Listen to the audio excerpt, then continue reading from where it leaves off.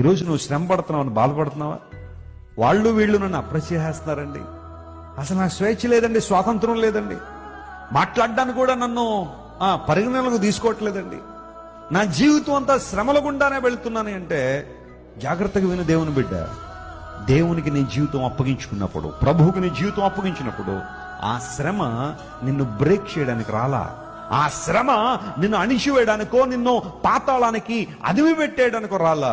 ఆ శ్రమ నీ క్యారెక్టర్ని ఇంకా ఇంకా డెవలప్ చేసుకోవడానికి, ప్రభు మీద ఆధారపడే వ్యక్తిగా, విశ్వాసంలో బలపడే వ్యక్తిగా, విశ్వాసంలో స్థిరపడే వ్యక్తిగా నేను ఉండడానికి ఆ శ్రమలు మనకేం చేస్తున్నాయి? ఉపయోగపడుతున్నాయి. కొన్నిసార్లు నీకు వచ్చే శ్రమలు, నువ్వు తినే ఆ దెబ్బలు నిన్ను ప్రయోజనకరంగా నిలబెడతాయి.